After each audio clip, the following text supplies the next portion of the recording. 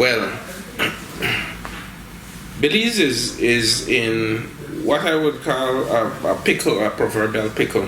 Since the onset of, even before the onset of COVID-19, there have been many workers, and I will speak specifically about the workers at the port of Belize Limited who fall under the Christian Workers Union. They were going through a problem where they had this difficulty with their employee in terms of not wanting to give them what they are duly deserving of in terms of remuneration.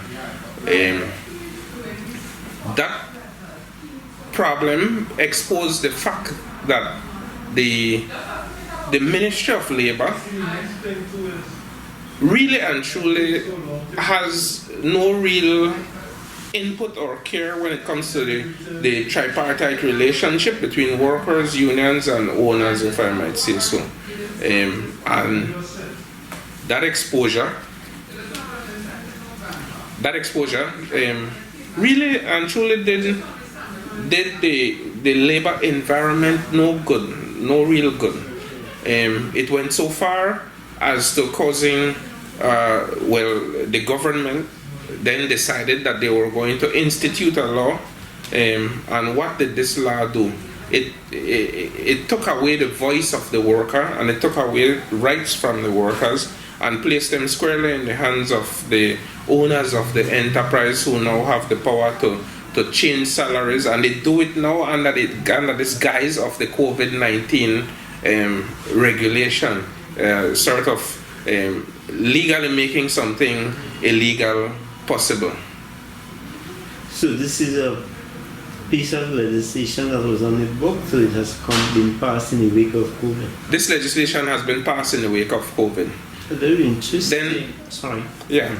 Then to add to that, all countries have sort of been moving toward an increase in the informal economy.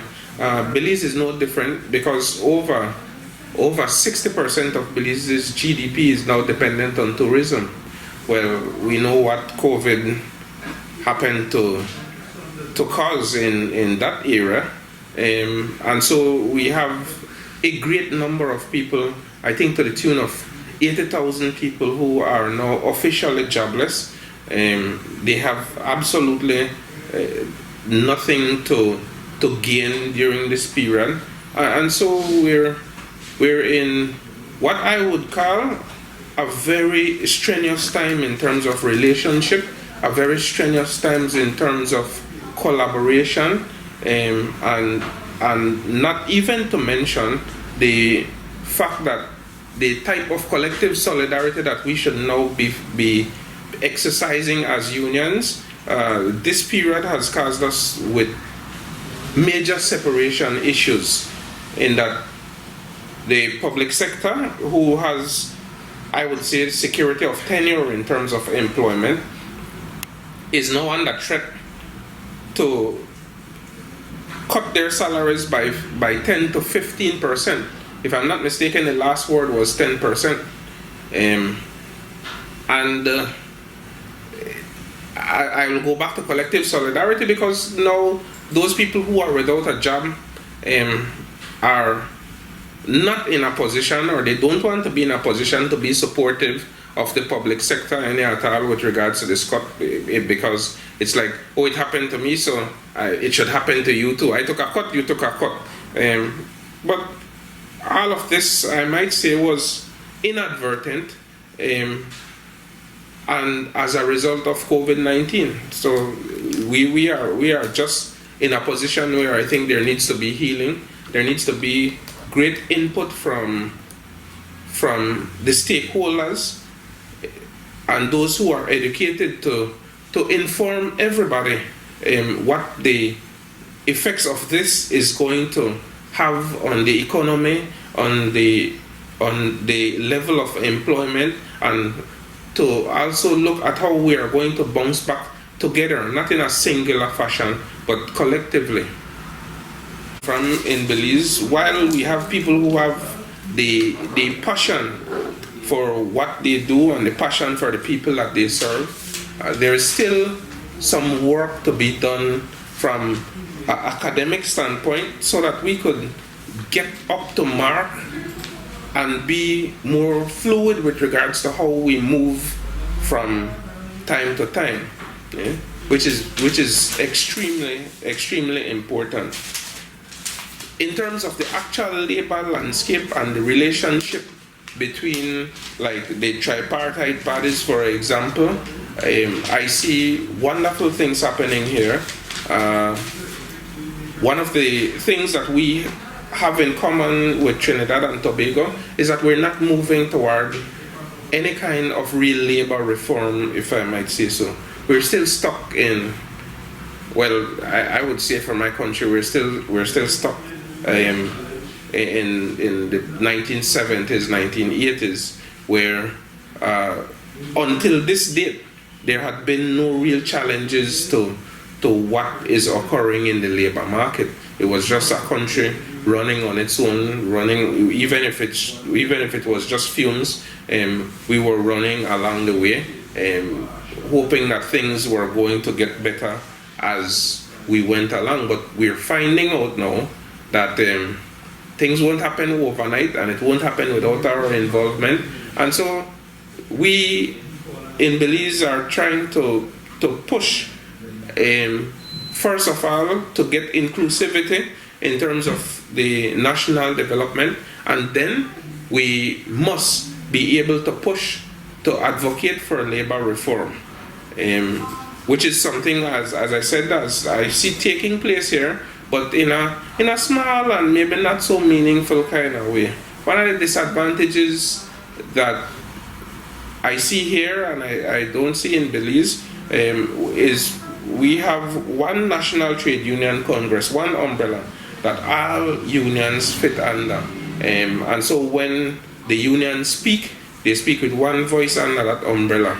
Unfortunately, there are different parties here, like NATOC and so on, and that kind of lack of collaboration speaks for a divisive type of development process, which I think is a disadvantage, but it can be corrected very easily if those who have labor at heart really and truly want to see that type of difference expressed with that kind of oneness that is necessary.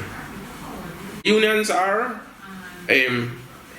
technically political institutions, and they're starting to act as if they're starting to behave that way, which is something that brings great pleasure to my heart.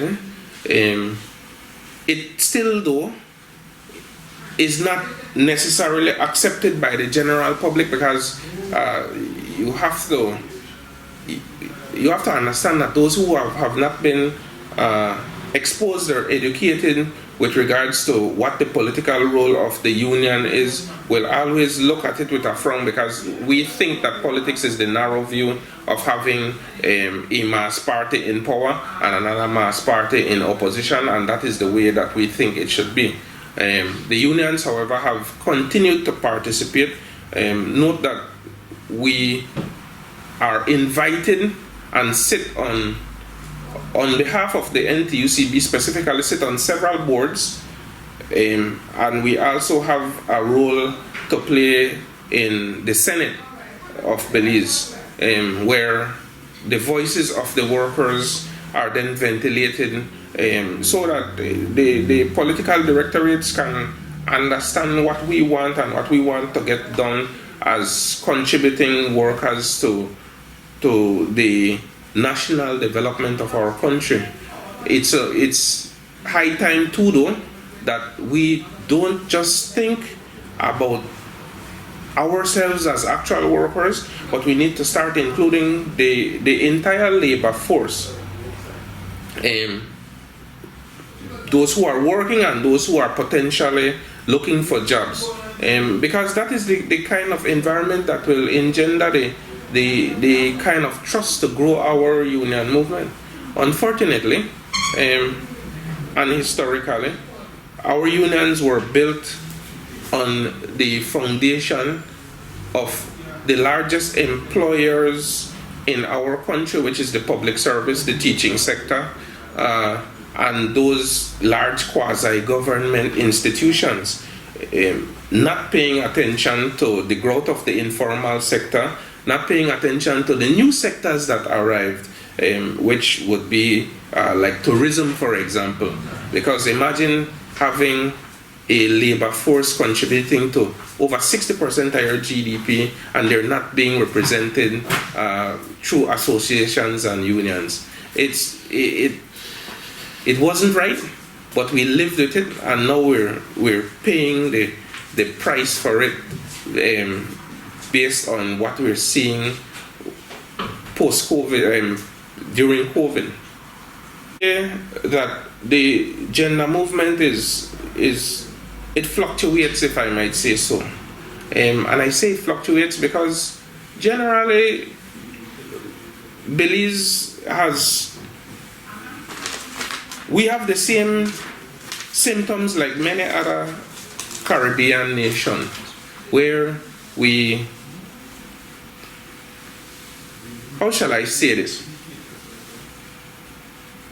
There's a way we inherited of viewing each other from a gender perspective that is not going to be erased overnight. But I shall say that while that is in existence, I think that women generally have taken their place in leadership positions within Belize, and I think that everybody is falling in quite well. Yes, we're still going to have a few hiccups here and there, but as I said, it's not an overnight process, and it's going to work out. It's going to pan itself out. And you are saying the women in Belize share your view? Well, I would hope that they share my view, because note that I am speaking from a position where, as an individual, and I could speak of some of my other male colleagues, that is what we support. We support that. In fact, if you look across the labor landscape right now, we had, before this new president of the Public Service Union, we had a female president. The president of the Teachers Union has been, at present, is a woman. The person who sits in the Senate on behalf of the unions is that same president of the Teachers Union. And so women have taken their place and have their role, and the minute, trust me, Belizean women are such that the minute they start to feel like the boat is rocking a little bit too much, they're going to put you in a place. Yeah. In Belize, at present, a lot has been building up in silence and now has been exposed. The proverbial curtain has opened and has been exposed due to COVID-19. Just at the onset of COVID-19, the unions agreed that they were going to freeze increments, and after those increments were frozen, they have now been, I won't say they have been threatened with a pay cut, but the type of negotiation that should have taken place is not a negotiation. It's sort of a dictating to the workers that you are going to get your pay cut, and it's going to be by 10%. It's not can I get 12%? No, you can't, but I'm willing to give 8%. It's not a negotiation. It's dictating. It's not only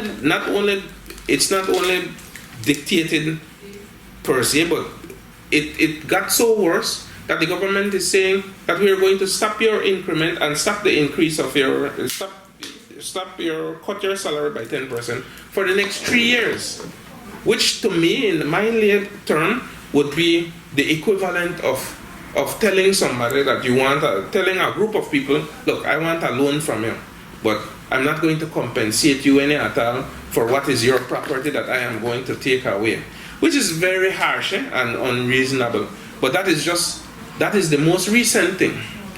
I will say too that one of the downfalls with regards to unions in Belize is a lack of collective agreements and the ability to treat with those collective agreements, which is extremely a difficult landscape to navigate at this stage, because for some time we have been doing business as usual without the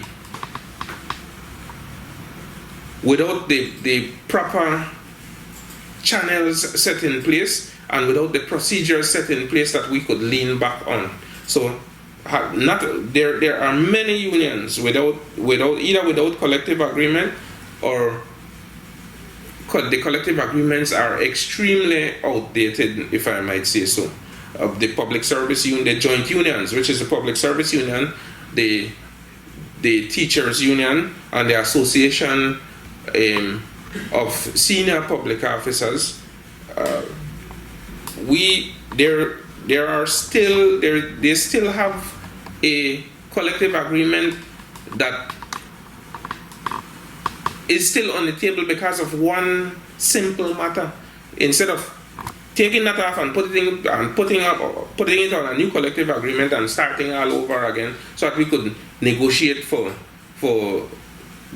benefits and for betterment of our people, if I might say so. So that is one of the major difficulties, and might I say that there is very little in terms of the structure, and this is why I spoke about labor reform. There's very little with regards to structure in Belize that would cause for, like, the Ministry of Labor, for example, to facilitate that kind of conversation and facilitate that kind of activity to take place, so that we continue along a smooth path, or as smooth as possible. What are some of the key demands that the unions are making at this point?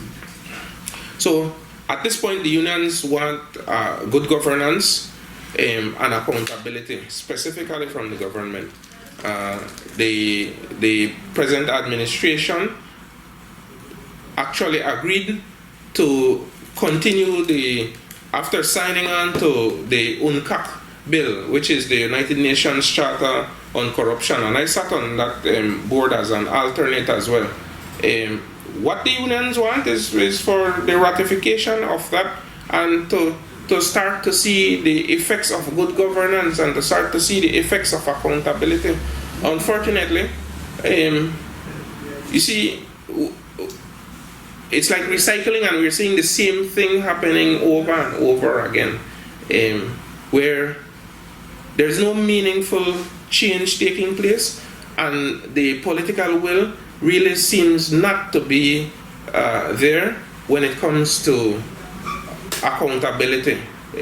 But yet you want to tell the union that you're running the country good. I will take some money from you, and I will take care of it, but there will be no process in place, or no signal of new accountability in place that is going to make you comfortable and make engender the trust relationship between the unions specifically and employers. Like between 1998 and 2002, where there was massive privatization, the privatization of specifically of the utilities sector. So electricity was privatized, telephone was privatized, and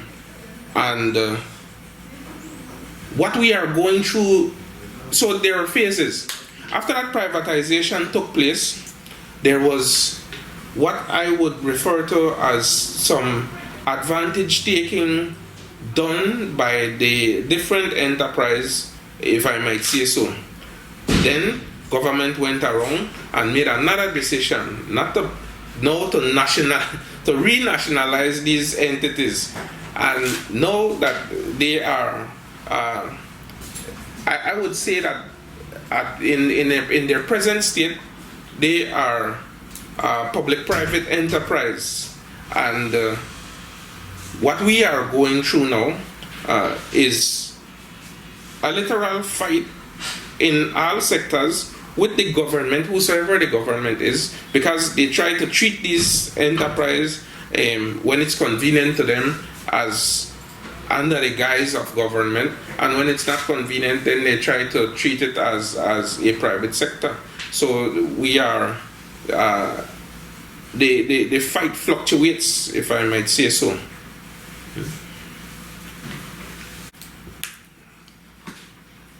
Belize is a very, very diverse nation. We have what is for us an indigenous culture, and then we have these cultures that were historically infused into the Belizean society. I myself come from a unique culture, which we make up, I think, 8% of the population, and we are Garinago people. Garinago. So we are a mix of Black Caribs, along with Arawaks and Amerindians. We were left off the coast of this place that is now experiencing volcanic activity, which is St. Vincent, and then we migrated to Central America and landed on the coast of Honduras, Guatemala, and Belize. And so that is how we came to be in Belize. We speak a unique language to the rest of the country, but we also have the indigenous people who are the Mayas of Belize, who generally have their own communal type of living. Unlike the rest of the Caribbean, our major sport participation is in football and not cricket. So I get this question all the time. Do you have anybody from Belize who is on the West Indies cricket team? And my answer is no. Which I will say is not. It's an unfortunate for us, because it would be nice to have a Belizean participate. But then the truth is that we have to accept, one, historically, that we have not necessarily been cricket has not been a spectator sport per se in Belize. There are a couple communities that play cricket, but not necessarily to that competitive level, if I might say so. Our participation in the arts is well pronounced when there are activities like Curry Festa, for example, where we participate. We show off with our different. We never hesitate to show off with our different cultures to the rest of the Caribbean, because that is that uniqueness that makes us Belizean is what we are extremely proud of, because we bring that kind of diversity in a base, I think, geographically, but not only geographically, because just the uniqueness of our people and the openness of our people, but geographically we're an English-speaking country in the heart of Central America. So we're bordered by Mexico, Guatemala, these countries that predominantly speak Spanish, and then we are a hybrid of the islands and that unique era that we live.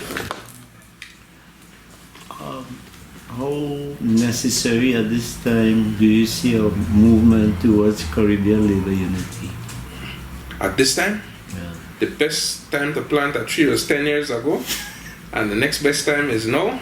I see it as no. But I think that there are some things that we need to do before we move in that direction. And this is just my opinion, but I think that we need to advocate that we continue not just to preach it as a rhetoric, but to treat ourselves as one Caribbean nation. We continue to talk about things like CARICOM, for example, as if though we're one community, but we don't behave like one community. So we need to be realistic and start thinking that we are going to be one community. The CARICOM single market and economy is a great place to start. So you could start with the employee organizations from all of these, and then the unions are definitely going to have teeth so that they could bite into a piece of the pie and come together.